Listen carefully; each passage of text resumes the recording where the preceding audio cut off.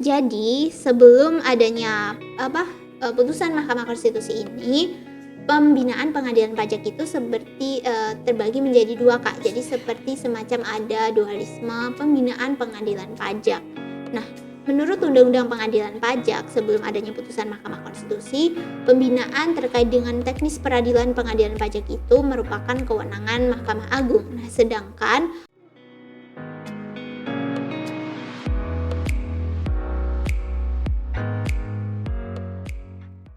Halo teman-teman, kembali lagi di Smart Podcast bersama saya Amar yang akan menjadi host pada episode kali ini. Pada podcast kita kali ini kita akan mendiskusikan mengenai putusan MK yang menjadi momentum perbaikan dari pengadilan pajak. Telah hadir bersama saya Kak Novita Indahsari dari PDB Law Firm yang akan menjadi teman diskusi pada kesempatan kali ini. Mari kita sapa terlebih dahulu. Halo Kak Novita, sebelumnya terima kasih banyak nih telah hadir di podcast kali ini. Bagaimana nih kabarnya Kak Novita? Oke, baik Kak Amar. Terima kasih juga karena sudah diundang lagi ke Smart Podcast dan senang bisa diskusi lagi dengan teman-teman di Smart Podcast. Nah, Kak, tadi yang setelah saya sempat sampaikan di pengantar bahwa telah ada putusan MK yang menjadi momentum perbaikan daripada pengadilan pajak. Mungkin Kak Novita bisa ceritakan ke teman-teman putusan MK ini seperti apa sih, Kak? Oke Kak Amar, jadi putusan Mahkamah Konstitusi yang akan kita bahas ini merupakan putusan Mahkamah Konstitusi nomor 26 garing PUU strip 21 angka Romawi garing 2023 Kak.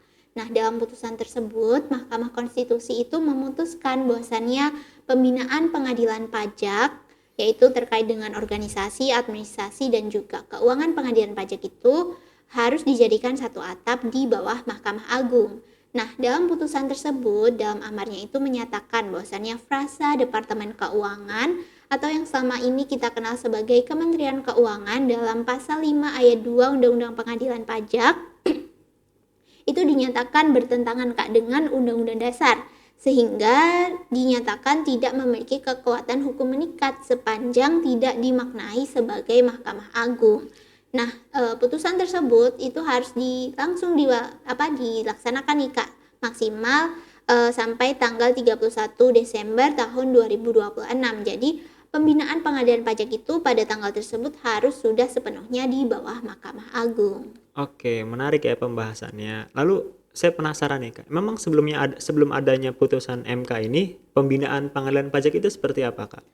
Jadi, sebelum adanya putusan Mahkamah Konstitusi ini, pembinaan pengadilan pajak itu seperti terbagi menjadi dua, Kak. Jadi seperti semacam ada dualisme pembinaan pengadilan pajak.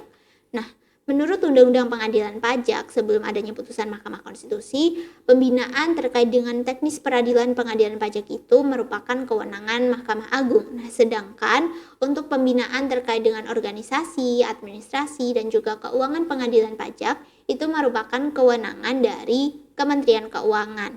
Nah, adanya dualisme ini menimbulkan kekhawatiran nih Kak bagi wajib pajak dan juga sudah mendapat kritik juga dari para akademisi dan juga praktisi. Terkait dengan dualisme ini dikhawatirkan menimbulkan adanya tidak independennya atau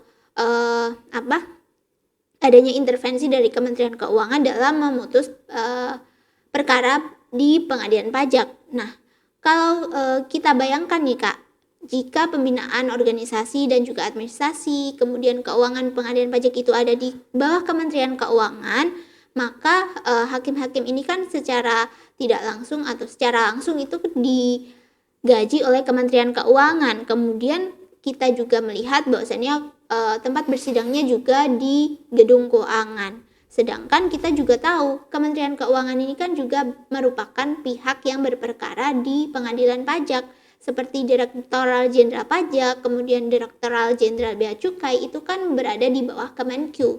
Nah, sehingga kalau misalkan pengadilan pajak ini tetap berafiliasi di bawah Kementerian Keuangan, pasti akan ada tuh spekulasi bahwasannya putusan pengadilan pajak itu tidak independen dan juga ada intervensi dari Kementerian Keuangan, sehingga untuk menghilangkan spekulasi ini itu memang sudah selayaknya kalau dipindahkan saja satu atap ke Mahkamah Agung. Oke, berarti momen putusan MK ini menjadi momentum terbaik pengadilan pajak untuk melakukan perbaikan atau malah sebaliknya atau seperti apa Kak menurut Kak Novita? Benar sekali Kak Amar, jadi adanya putusan Mahkamah Konstitusi ini memang jadi momentum banget perbaikan pengadilan pajak. Nah, lagi pula kalau sistem dualisme yang sebelumnya dalam pembinaan pengadilan pajak itu tetap kita terapkan, sebenarnya hal tersebut itu merupakan hal yang janggal dalam sistem kekuasaan kehakiman kita. Nah, kalau kita merujuk nih ke pasal 21 Undang-Undang Kekuasaan Kehakiman, sebenarnya sudah sangat jelas kok menyebutkan bahwasannya urusan organisasi, administrasi, kemudian finansial dari Mahkamah Agung dan juga 4 peradilan di bawahnya itu memang menjadi kekuasaan dari Mahkamah Agung. Nah, pengadilan pajak ini kan merupakan pengadilan khusus di dalam lingkungan peradilan tata usaha negara yang juga di bawah Mahkamah Agung. Jadi sudah seharusnya kalau pengadilan pajak ini dalam hal pembinaan organisasi, kemudian administrasi dan juga keuangannya memang sudah harus jadi satu atap di bawah Mahkamah Agung gitu Kak. Oke Kak Novita, berarti setelah dari penjelasan Kak Novita tadi, saya dapat pahami nih bahwa setelah adanya putusan MK ini, pengadilan pajak ini menjadi lebih independen dan bebas ya Kak ya? Atau seperti apa Kak? Betul Kak Amar, jadi setelah adanya putusan Mahkamah Konstitusi ini, pengadilan pajak itu jauh lebih pendek dan sudah lepas dari kewenangan Kementerian Keuangan. Nah, ke depan kita juga berharap nih Kak mengenai revisi Undang-Undang Pengadilan Pajak di mana tidak hanya mengakomodir putusan Mahkamah Konstitusi ini tetapi juga merevisi terkait dengan proses rekrutmen hakim-hakimnya, karena selama ini kan kita ketahui bahwasannya hakim-hakim pengadilan pajak itu pengusulannya dilakukan oleh Kementerian Keuangan.